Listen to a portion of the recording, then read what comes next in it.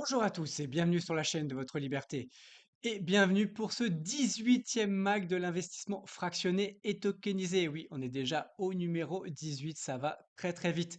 Avant de commencer, déjà, je voulais vous remercier. Voilà, après la vidéo de vendredi, déjà, qui a fait plus de 1100 vues. Voilà, déjà, c'est incroyable.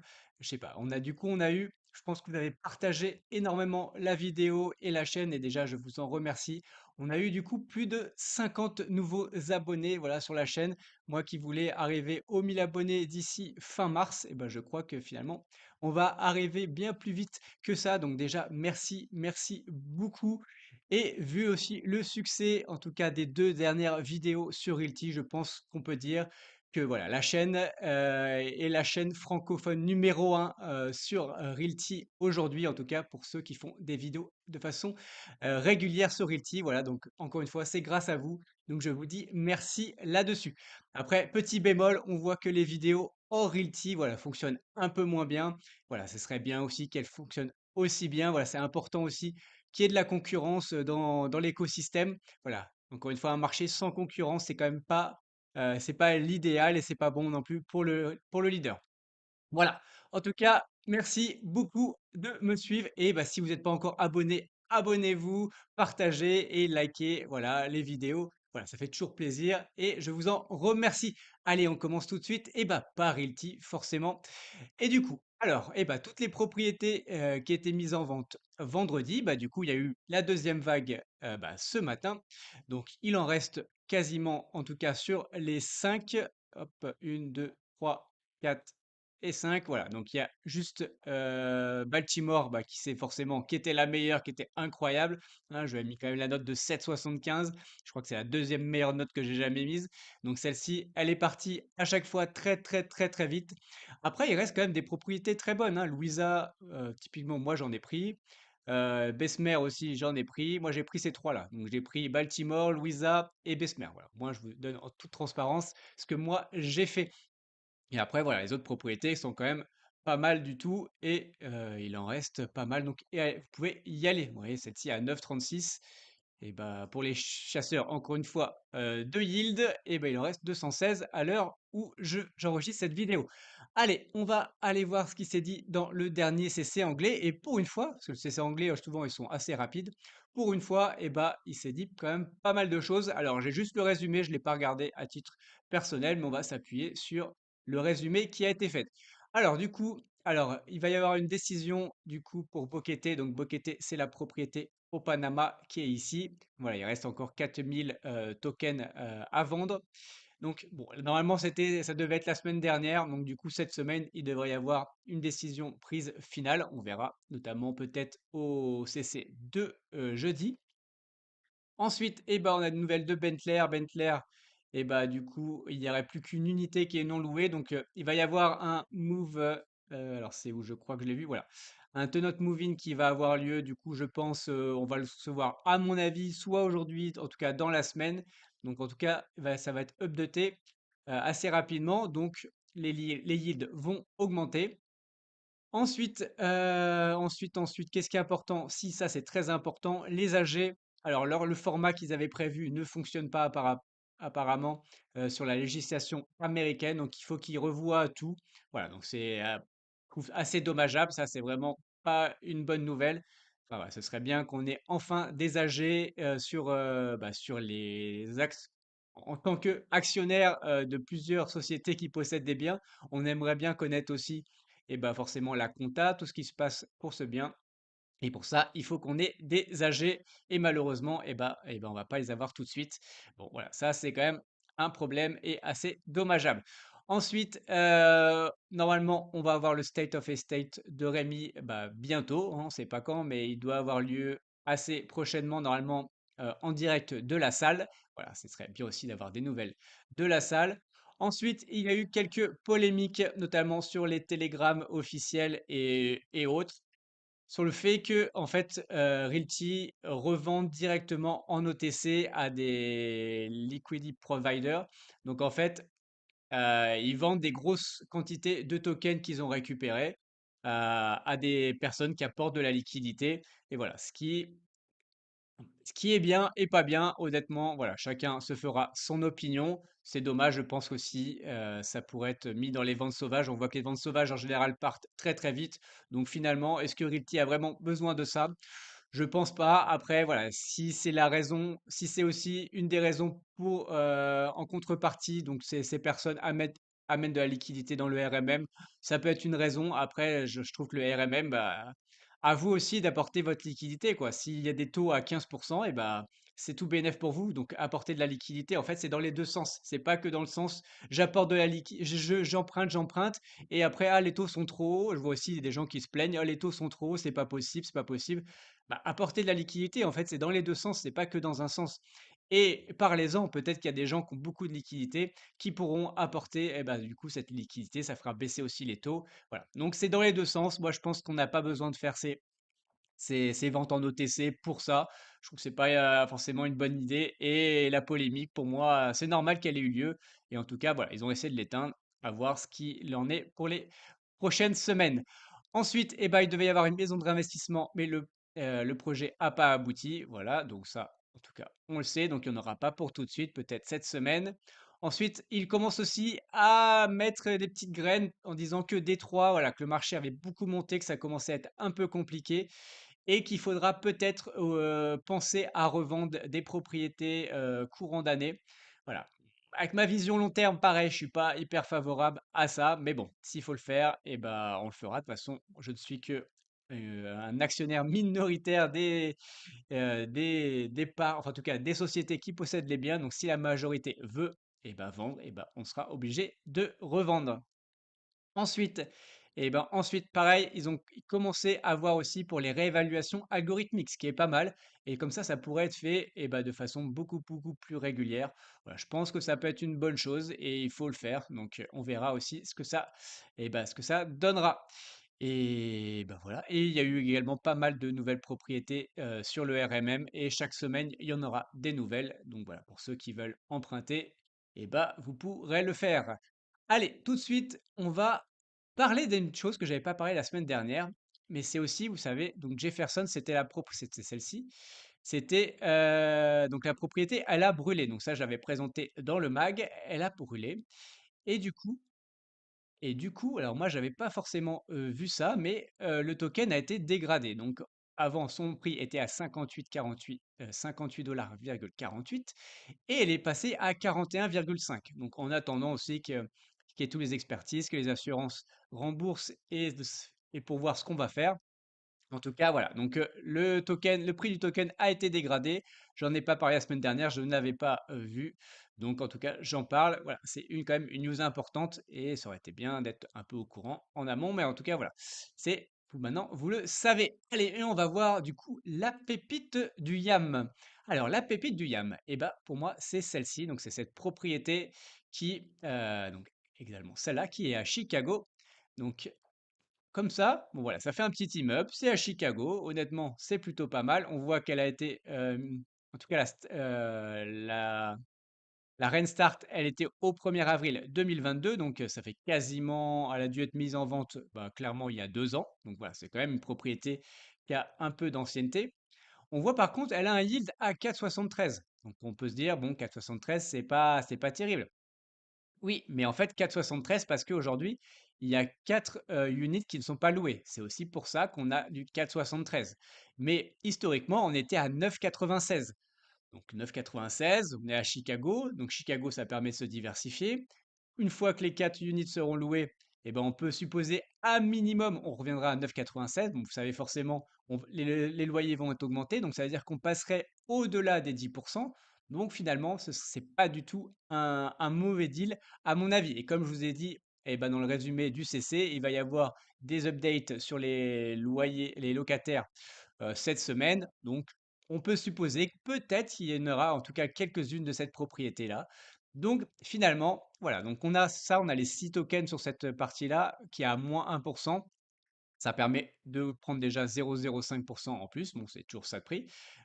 Et autre point très important, je vous ai dit que ça fait quand même 2 ans qu'il y a cette propriété, elle a été mise en vente et elle n'a toujours pas été réévaluée. Ça veut dire que potentiellement, le token peut aussi prendre de la valeur. Donc, vous pouvez gagner sur le prix du token et vous pouvez aussi et bientôt vous allez potentiellement avoir un yield au-dessus de 10%. Donc voilà, c'est un pari, mais en tout cas, on voit qu'il y en a pas mal. Donc là, il y en a 6 qui sont à -1, mais après, il y en a pas mal qui sont au prix Realty. Donc voilà, il y en a 15 là qui sont à bon, moins 2 centimes, mais voilà, donc il en reste pas mal. Donc voilà, c'est ma petite pépite de la semaine et moi j'en ai déjà 6, donc j'hésite encore à en reprendre ou pas. Allez, et bah c'est tout pour Realty cette semaine. Passons aux autres plateformes. Et bah Wally, voici Wally, donc je vous en ai parlé la semaine dernière, donc je vous présentais la plateforme et le bien, donc j'ai analysé le bien à Rouen. On voit pour un lancement, voilà, ils sont quand même pas mal, donc il reste 53 000 euros à lever hein, sur les 141 000, donc c'est pas mal, hein, ils sont quasiment 90 000 euros levés en une semaine. Donc c'est une très bonne chose. Après, ils avaient déjà des accords avec des CGP. Donc au réel, je pense qu'ils ont levé à peu près 20 000 euros sur une semaine. Mais honnêtement, pour un lancement, eh ben, on peut dire que c'est plutôt pas mal. Après, voilà, il va falloir arriver à lever ces 53 000 euros supplémentaires. Pour rappel, eh ben, déjà, si vous n'êtes pas investi là-dessus, eh ben, j'avais fait donc la vidéo et en commentaire, vous avez un petit bonus. Voilà, faut juste remplir un Google Form, me mettre le mail avec lequel vous êtes inscrit et vous avez 1% sur tous vos investissements pendant un an. Voilà, donc c'est le petit bonus de la chaîne. Allez, passons aux autres plateformes.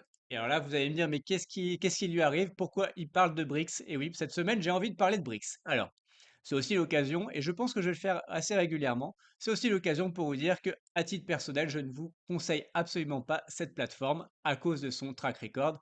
Clairement, il y a eu des choses pas terribles faites sur cette plateforme, et voilà, honnêtement, c'est pas terrible. Mais j'ai regardé ce deal, et honnêtement, bon, alors clairement, c'est pas de l'immobilier fractionné, c'est plus du crowdfunding immobilier. Donc pour ceux qui aiment bien le crowdfunding immobilier, honnêtement, ce deal est correct. Il est pas exceptionnel. On va parler juste après de quelque chose qui, pour moi, va être exceptionnel. Mais voilà, ça, bon, c'est du 11%. Déjà pour Brix, c'est beaucoup mieux. Ensuite, ça m'a fait assez rire. C'est voilà, les points clés. En général, on va dire 50% des investisseurs BRICS moins avertis, hein, parce que s'ils sont encore sur BRICS, c'est qu'ils sont pas si avertis que ça. Et on a garantie, niveau de garantie élevé. Et il y a quand même 50% des gens qui regardent, qui s'arrêtent là. Hein. Clairement, ils voient 11%. Oh, ces garanties, elles sont élevées. Donc, ils s'arrêtent là. Ouais, bien sûr, je suis allé voir. D'ailleurs, il y a une petite vidéo qui est bien faite. Encore une fois, en communication, ils sont quand même très très bons, BRICS. Donc, je suis quand même allé voir, moi, les garanties. Qu'est-ce que des garanties très élevées pour BRICS? Hein, parce que du coup, je leur fais pas forcément confiance là-dessus. Et donc, qu'est-ce qu'une garantie élevée? Donc, pour eux, c'est une hypothèque PPD. Déjà, une hypothèque PPD, ça n'existe pas. Hein. C'est un prêteur de premier denier. euh, un privilège, pardon, de prêteur de denier. Donc c'est ça ou une hypothèque, mais on va supposer que c'est le privilège de prêteur de denier, qui est d'ailleurs mieux que l'hypothèque, hein, c'est supérieur. Hem, donc bon, on va dire que ça, c'est quand même une bonne garantie. Après, c'est sur 2 060 000, hein, et on prête 2 370 000. Donc déjà, ça couvre pas la totalité, du prêt et en plus, encore moins les intérêts, du coup. Donc là et plus après les frais d'avocat, les machins, donc on suppose que là, limite, ça ferait 70 de cette somme. Et après, c'est des cautions personnelles. Bon, bah, voilà, les cautions personnelles, enfin, voilà, c'est beaucoup d'avocats, c'est beaucoup de choses avant que ce soit fait, honnêtement. Voilà. Donc c'est ce que c'est le bas de gamme, on va dire, d'une première brique ou d'un club funding. Honnêtement, c'est pas non plus incroyable. Mais bon, le bien est plutôt pas mal. On a du 11%. On a l'impression qu'il s'améliore et que ça va quand même dans le bon sens. Mais bon, encore une fois, je ne vous conseille absolument pas d'aller sur Brix. Voilà, c'est pas forcément une bonne idée. Mais bon, en tout cas, vous avez ce bien-là qui est bah, vers, on va dire, vers midi, en général, midi, midi et demi, comme c'est le cas en général sur Brix. Ensuite, eh ben, on parle de Atoa. Atoa, donc la levée n'avance plus trop. Voilà, bon, c'est un peu dommage. Encore une fois, pour ceux qui ont investi sur la tranche 1 ou même commencé la tranche 2, bah, si la tranche 2 se fait pas, en fait, eh ben, les travaux ne pourront pas se faire. Donc finalement, votre yield va pas pouvoir augmenter, voilà. Donc je crois qu'il y a un des locataires qui part, qui devait partir en mars, et s'il n'y a pas la levée, eh ben on ne pourra pas faire les travaux, donc améliorer le bien et donc augmenter les loyers. Et encore une fois, voilà, c'est le serpent qui se mord la queue. Mais en tout cas, voilà, voilà, ce serait bien de remettre un petit billet si vous êtes, en tout cas, si vous êtes intéressé et investi sur ce projet. Et mon petit doigt, le petit doigt me dit beaucoup de choses et il va y avoir pas mal de nouvelles cette semaine sur Atoa, notamment voilà, c'est pour ça aussi que je vous ai présenté le projet de Brix. Voilà, il va y avoir un projet qui peut se rapprocher de ça. Et honnêtement, quand eux, ça c'est des garanties, des super garanties, voilà, des garanties élevées, bah, je peux vous dire que Atoa, à côté, va faire des garanties bien plus élevées et la protection des investisseurs, Atoa, eux, ils savent vraiment ce que c'est par rapport à Brix. Mais bon, voilà, il y aura des nouvelles, je pense, d'ici fin de semaine. On verra en tout cas si tout se déroule pour le mieux pour à toi et on croise les doigts parce qu'on a vraiment envie que ce projet se développe. Allez, parlons en bref des autres plateformes. Alors, Tantième, eh ben, le projet Bordeaux, bah, pareil, il n'avance pas trop. On est un peu bloqué à 88%. Donc, pourtant, c'est quand même un yield pour Tantième. Pas trop mal, hein, à 6,20. Ensuite, on va parler d'Equito. Equito, alors ça, c'est très important et c'est très bien. Du coup, aujourd'hui à 13 heures, et du coup, ils vont remettre en vente des tokens des premières propriétés, donc Equito 1, 2 et 3. Donc la 1 était à Barcelone et les deux autres étaient déjà à Valence. Alors celle-ci, j'avais pas analysé hein, parce que moi, je suis arrivé à Equito 4. Mais du coup, en tout cas, ils vont remettre en vente ces tokens. Donc, il y en aura 300, donc à mon avis 100 de chaque propriété. Donc, si vous êtes intéressé, l'avantage c'est que bah, vous touchez vos loyers immédiatement, hein, donc c'est quand même plutôt pas mal. Et ensuite, bah, voilà, c'est déjà des biens qui ont fait leur preuve. Donc voilà. Et à mon avis, du coup, aussi la sortie, pour ceux qui veulent pas garder pendant 5 7 ans, voilà, ils ont déjà au moins un minimum un an, donc voire 2, je crois. Donc en tout cas, voilà, ça vous permettra aussi de sortir un peu plus tôt. Voilà, donc en tout cas, c'est en vente aujourd'hui à 13 heures. Et pour ceux qui ne l'auraient pas vu et qui connaissent pas Equito, voilà, j'ai fait une interview de Robin, donc voilà, qui était diffusée la semaine dernière sur la chaîne. Donc en tout cas, vous pouvez retrouver tout ça sur la chaîne. Ensuite, et bah oui, ensuite, et bah, ce qui montre aussi que Equito et bah, en tout cas, délivre, c'est que on reçoit vraiment tous les premiers du mois, on reçoit les loyers. Donc c'est vraiment un très très millimétré. Donc là, moi j'ai atteint les 2 euros. Voilà, donc j'ai trois propriétés aujourd'hui qui me versent un loyer. J'en ai une quatrième, mais qui aujourd'hui est ben, encore en travaux, je pense. Donc aujourd'hui, je suis à 2 euros, donc 2 euros brut. Vous voyez qu'au niveau retenu, je suis à zéro parce que, eh ben oui, si vous voulez aller sur Equito, il faut envoyer le petit papier de l'administration fiscale pour dire que vous êtes résident fiscal français. Honnêtement, si vous tombez sur un bon conseiller, voilà, ça prend. Il y a une feuille à remplir, il y a deux cases à remplir, c'est hyper simple. Et vous l'envoyez à Equito. Et comme ça, eh ben, vous n'avez pas l'imposition de 19% retenue à la source, enfin, voilà, de par Equito. Mais bon, malgré tout, vous serez redevable auprès de l'administration française, bien sûr, au niveau de la flat tax ou du barème progressif selon votre imposition. Donc forcément, là, je suis à 2 euros brut. En tant que résident fiscal français, ben, il me restera plus que 1,40 €. Ensuite, parlons de Rental. Rental, ils vont lancer un nouveau projet aussi cette semaine, donc mercredi. Donc un nouveau projet à Punta Cana, le quatrième déjà. Voilà, on voit qu'il reste sur des montants assez faibles, c'est plutôt bien parce que voilà, ces montants-là partent très très vite en général quand c'est moins de 150 000 dollars. Donc un projet à 131 000 dollars, voilà, qui va durer 24 mois, donc 2 ans, et pour un rendement estimé de 9,18%.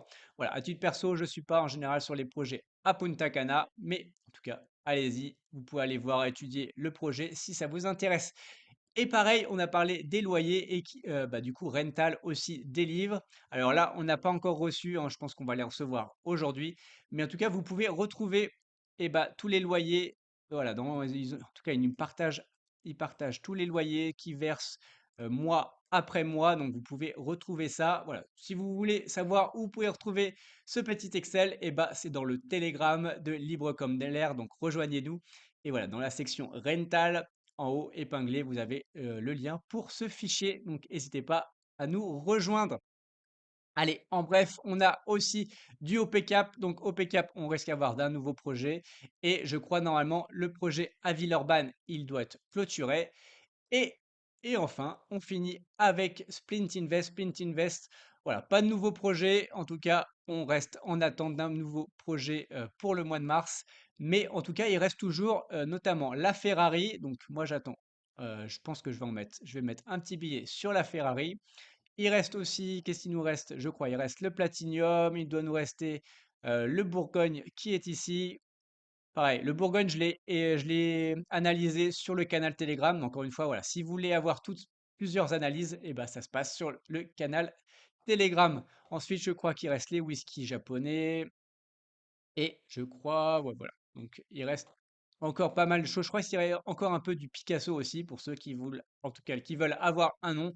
Voilà, ça se passe sur Sprint Invest. Et voilà, c'est tout pour cette semaine. Je vous remercie encore une fois. Si vous avez apprécié la vidéo, likez, mettez-moi en commentaire. Voilà, ça fait toujours plaisir.